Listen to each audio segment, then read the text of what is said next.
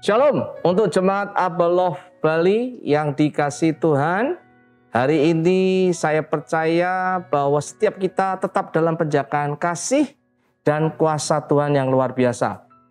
Saya berdoa kita sehat seutuhnya, roh, jiwa, dan tubuh, kasih dan pengharapan dan iman kita senantiasa kepada Tuhan Yesus. Hari ini saya kembali ingin membagikan firman Tuhan tentang hidup bagi Allah atau Kristus.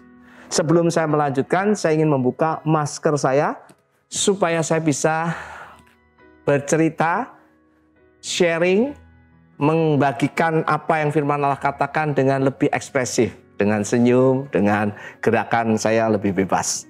Jangan lupa jaga protokol kesehatan, menjaga protokol kesehatan, ya,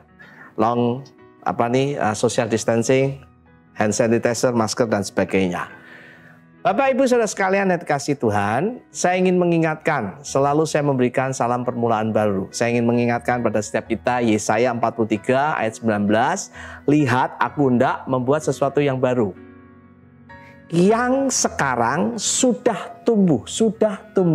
Belumkah engkau mengetahui? Tidakkah engkau mengetahui?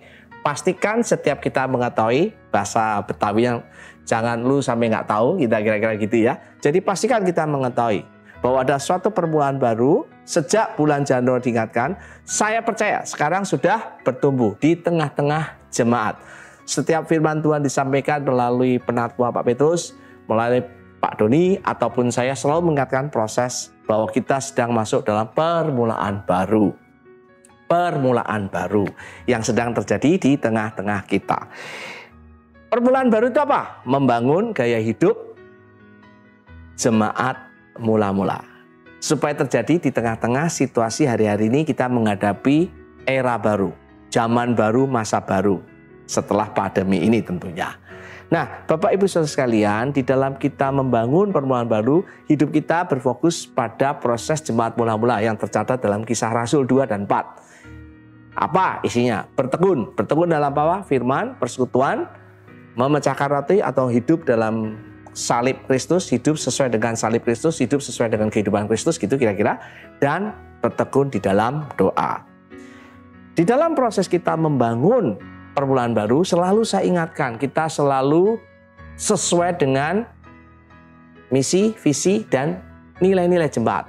Saya sebut adalah mission, vision, value driven, sesuai dengan apa yang Tuhan sudah taruh di dalam kehidupan sebagai jemaat keluarga besar Abaloh, bukan hanya di Bali, termasuk di Jakarta, termasuk network yang kita bersama-sama menjadi keluarga besar Abaloh.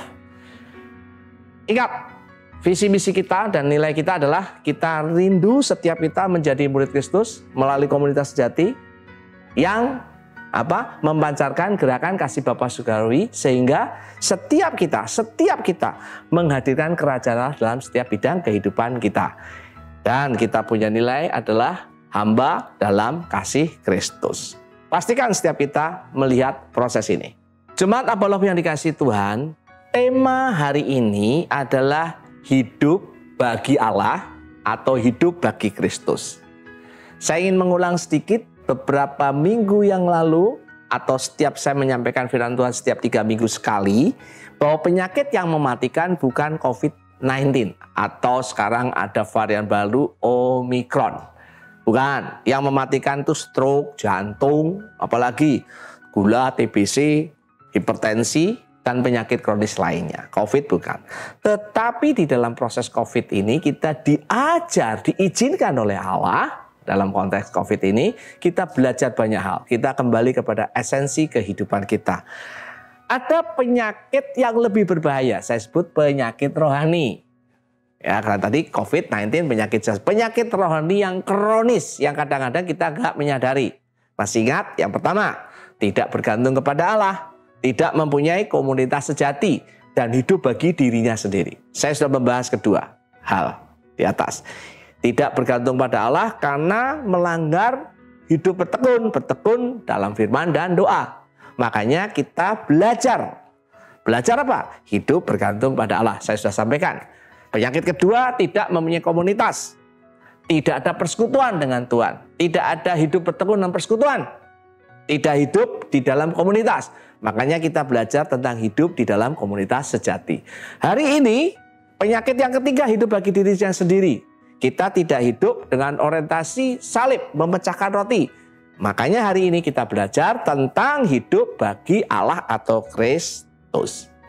Mengapa sih kita mesti hidup bagi Allah atau Kristus? Pertama, karena Tuhan Yesus lahir di muka bumi ini. Kita memasuki masa Natal, ya. Orang mengatakan ini masa Advent. Nah, kenapa Tuhan Yesus ada di muka bumi? Kenapa dia dilahirkan? Kalau kita melihat kata Tuhan Yesus demikian, Yohanes 4:34 berkata, kata Yesus kepada mereka, makananku ialah melakukan kehendak Dia atau Bapa yang mengutus aku dan menyelesaikan pekerjaannya. Yesus hidup bukan untuk dirinya sendiri, tapi bagi Allah. Nah, kenapa kita berkata hidup bagi Kristus? Bentar, karena Yesus adalah Allah dan manusia, Paulus memberikan masukan. Filipi 1:21. Karena bagiku, hidup adalah Kristus dan mati adalah keuntungan. Nah, Yesus hidup bagi Allah, Paulus hidup bagi Kristus. Karena Yesus adalah Allah dan manusia. Makanya kita bisa mengatakan hidup bagi Allah dan hidup bagi Kristus adalah hal yang sama. Galatia 2:20 Paulus menekankan, namun aku hidup tetapi bukan aku lagi sendiri yang hidup, melainkan Kristus yang hidup di dalam aku. Saya pekankan komplit. Dan hidupku yang kuhidupi sekarang ini di dalam daging adalah hidup oleh iman dalam Anak Allah yang mengasihi aku dan menyerahkan dirinya untuk aku. Anak Allah yang mengasihi dan menyerahkan dirinya untuk Paulus, makanya layak hidup kita untuk Kristus. Paulus berkata, aku hidup, namun aku hidup tetapi bukan lagi aku sendiri yang hidup. Menarik. Bahkan Paulus menambahkan lebih ekstrim. Hidup bagi Allah atau Kristus itu apa? Yang ku kehendaki ialah persekutuan, yang ku kehendaki ialah mengenal Dia, yang ku kehendaki ialah mengenal Dia dan kuasa kebangkitannya, dan ini yang menarik, dan persekutuan dalam penderitaan, di mana aku menjadi serupa dengan Kristus dalam kematiannya. Loh, hidup dalam Kristus dikaitkan dengan kematian Yesus. Menarik ya, nanti kita akan belajar. Saya percaya dalam proses ini ada rahasia-rahasia yang Tuhan inginkan, yang namanya hidup bagi Kristus sebagai lawan, sebagai obat untuk penyakit kronis, hidup bagi dirinya sendiri. Pertanyaannya bagaimana? Yesus hidup bagi Allah. Allah Bapa. Allah Putra hidup bagi Allah Bapa. Paulus memberikan contoh sebagai Bapak Gereja bersama rasul-rasul lainnya mengatakan hidupnya bagi Kristus. Makanya tidak heran hidup bagi Allah dan hidup bagi Kristus sesuatu yang sama. Nah, hidup bagi Allah atau Kristus itu apa? Nanti akan saya sebut hidup bagi Kristus itu apa sih? Bapak, Ibu, Saudara sekalian dikasih Tuhan, Jemaat Apollo Bali, hidup bagi Kristus itu bukan hidup bagi dirinya sendiri. Yang Alkitab di dalam Amsal 30 ayat 15 pernah dicatat, pernah saya sharekan juga, itu adalah hidup seperti lintah. Lintah mempunyai 2 anak perempuan, untukku dan untukku. Hidup bagi diri sendiri itu untukku, dan seperti lintah. Lintah itu parasit. Parasit adalah makhluk hidup yang merugikan komunitas. Kalau engkau hidup bagi dirimu sendiri, pasti engkau tidak bisa hidup di dalam komunitas. Hukum atau penyakit kronis kedua, engkau juga alami hidup bagi dirinya sendiri dan tidak bisa hidup bagi komunitas. Karena parasit itu merusak komunitas. Merugikan komunitas. Ini menarik ya. Kalau kita hidup bagi diri sendiri, kita akan bergantung pada orang lain. Anak muda, engkau akan merusak keluargamu, ayah ibumu. Ayah, engkau akan merusak keluarga besarmu, khususnya istri dan anak-anakmu. Kalau gembala hidup bagi diri sendiri, akan merusak jemaat pasti. Siapapun. Pemilik perusahaan hidup bagi dirinya akan merusak hidup karyawannya.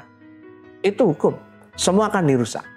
Karena itu hidup bagi dirinya sendiri baik. Nah, apa sih pemahamannya hidup bagi Kristus? Hidup, saya ulang ya, hidup tapi bukan mati saja. Loh, banyak orang berkata, Pak, hidup saya bagi Kristus, saya mau mati. Sebentar, saya katakan hidup ini penting, bukan mati. Khususnya kita berani hidup, bukan sekedar mati, ya. Khususnya menghadapi situasi yang sulit ini, masa pandemi. Pandemi berbicara bukan hanya ekonomi dan kesehatan. Semua aspek kehidupan kena, khususnya di keluarga. Di dalam dia hidup bagi Kristus, dia tetap menyatakan kasih iman pengharapannya kepada Kristus adalah sebuah keberanian yang luar biasa, keberanian hidup yang luar biasa, bukan sekedar hanya kita berani mati di dalam Kristus. Sebab menjalani hidup bagi Tuhan, hidup bagi Kristus itu jauh lebih sulit. Sekedar Bapak, Ibu, Saudara sekalian, jemaat Apollo Bali yang dikasih Tuhan, engkau mati bagi Kristus.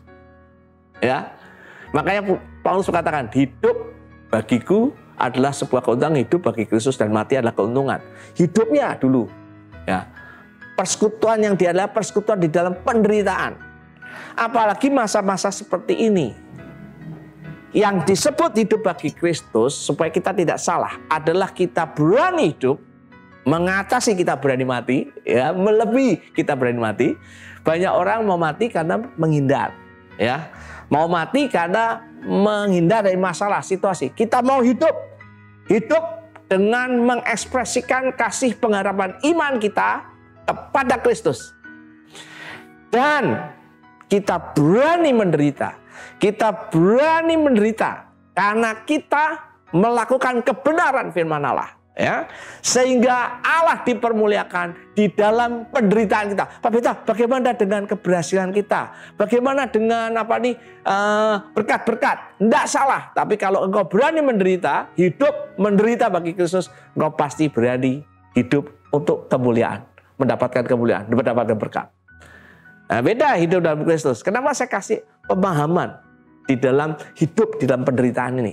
Karena itu adalah inti memecahkan roti. Bertekun memecahkan roti adalah merenungkan penderitaan, merenungkan salib di dalam kehidupan. Aduh Pak Pita, Natal jangan bicara soal itu, happy dong. Bapak Ibu dengar, Alkitab lebih banyak menulis penderitaan Kristus sebagai simbol kemenangan dibandingkan Tuhan Yesus dipermuliakan di surga, sekedar dimuliakan di surga.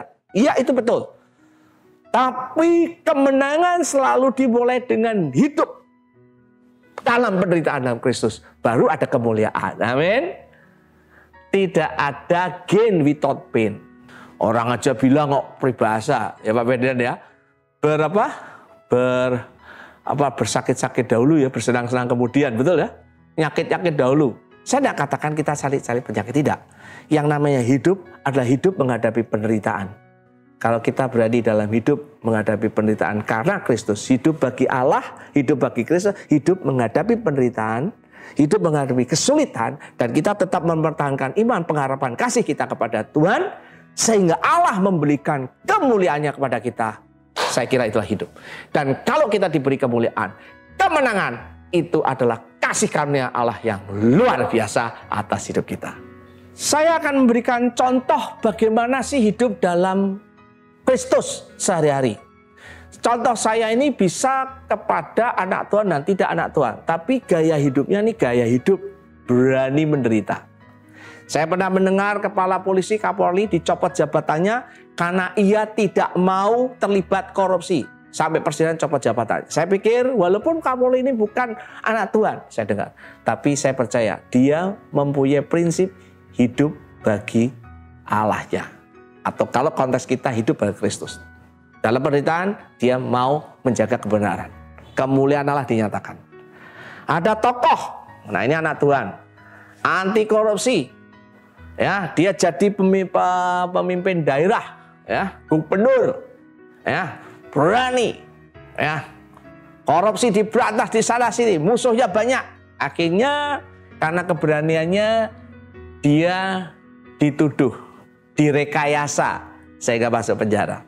Di penjara pun dia menunjukkan bagaimana dia hidup, tetap berani hidup untuk kebenaran, berani menjaga kebenaran hidupnya berdasar firman Tuhan. Saya kira itu hidup bagi Kristus. Seorang pelajar saya pernah dengar, demi menjaga integritasnya dia tidak nyontek. Padahal pelajar ini sekolah di sekolah terkenal di Bali. Guru-gurunya, teman-temannya mengatakan dia tidak bisa kerjasama. Padahal dia disuruh nyontek bersama-sama. Nyontek massal. Ketidakjujuran massal. Karena itu dia disingkirkan. Karena proses itu nilainya tidak terlalu bagus. Puji Tuhan dia masuk di universitas terkenal di Indonesia. Di salah satu kota pelajar. Di sana ternyata ada nyontek juga. Dia berkata karena tidak nyontek, IP-nya turun. Kira-kira 2,9. Saya tanya rata-rata di sana berapa IP-nya? Rata-rata 3,3 Kak. Di bawah rata-rata. Tapi saya katakan engkau berani hidup bagi Kristus. Seorang asuransi, penjual asuransi, wanita muda, dia tidak mencapai targetnya. Maaf, tidak capai target ya. Targetnya turun. Dia berani melakukan itu. Kenapa? Karena dia tidak mau menjual integritas, kejujurannya, kekudusannya. Karena dia pernah ditawarin seorang bos untuk tidur sama-sama dengan dia, supaya nanti bosnya menyetujui penjualan asuransi perusahaannya. Tapi berkata tidak.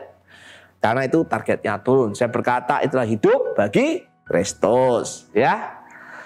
Seorang hamba Tuhan rela kehilangan jemaatnya yang kelihatannya populer, terkenal. Ya. Mungkin karena kepandaiannya, mungkin status hartanya.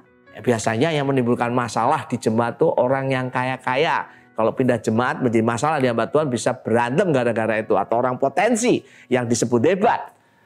Tapi hamba Tuhan ini rela melepaskan jemaat itu karena jemaat ini yang disebut populer ini melakukan amoralitas. Tindakan amoralitas. Sehingga dia mungkin mendisiplin, mungkin dia menegur keras. Sehingga orang ini pergi. Hamba Tuhan itu rela. Silakan kau pergi.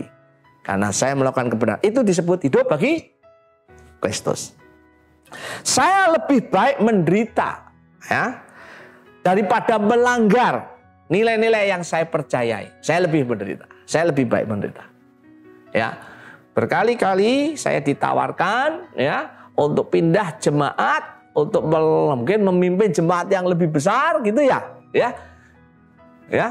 Diberikan fasilitas yang lebih baik. Bisa. Tapi buat saya lebih memilih konteks Abaloh karena saya percaya Tuhan menempatkan saya di Abaloh. Itu yang disebut hidup bagi Kristus. Nah, bukan hanya menderita. Saya memberikan proses ini supaya kita tahu lebih real. Saya rela melepaskan apapun setiap kita ya untuk mencapai panggilan Allah atas hidup kita. Kita rela demi panggilan Allah, kita rela memberikan prosesnya. Bapak Ibu Saudara sekalian, hidup bagi Kristus banyak macamnya. Ya, bisa kita implementasikan di keluarga kita. Istri, suami, ya, suami istri, anak. Hidup bagi Kristus bisa. Karena mungkin karena situasi kita bisa menderita karena istri dan anak-anak saya. Ya, saya bisa. Karena situasi Elena bisa menderita karena suaminya dan anak-anaknya, istri saya, saya. Karena proses saya rela menderita untuk bagian atau teman-teman di komunitas sel saya ataupun di pemerintahan. Bisa. Direkan pernah atau bisa. Karena hidup bagi Kristus adalah kita berani menderita, hidup untuk penderitaan demi karakter Allah. Karakter Kristus dinyatakan. Demi kemuliaan Allah dinyatakan, demi kebenaran dinyatakan, demi kita bisa mengekspresikan kasih, iman, dan pengharapan kita kepada Tuhan. Saya akan tutup demikian. Bagaimana caranya Pak Pita hidup bagi Allah atau Kristus? Bagaimana? Jawabannya sederhana, sudah kita pelajari bersama-sama. Kisah Rasul 2:42. Kau belajari bertekun. Bertekun dalam firman, bertekun dalam persekutuan, bertekun dalam memecahkan. Senantiasa ingat hidup kita berfokus pada salib dan bertekun dalam doa. Saya ingin mengingatkan hidup bagi Kristus adalah cara, antidot, vaksinnya, ya, penawar racun penyakit kronis, hidup bagi dirinya sendiri. Saya akan meminta nanti para pemimpin di satu keluarga, pemimpin komunitas, saudara bisa memimpin perjamuan kudus di keluarganya masing-masing. Jangan lupa, Bapak Ibu, persiapkan ketika kau memimpin, hendaklah kau merenungkan peristiwa salib ini, memasuki masa Natal ini, untuk kita terus kembali hidup bagi Kristus, hidup bagi Allah kita.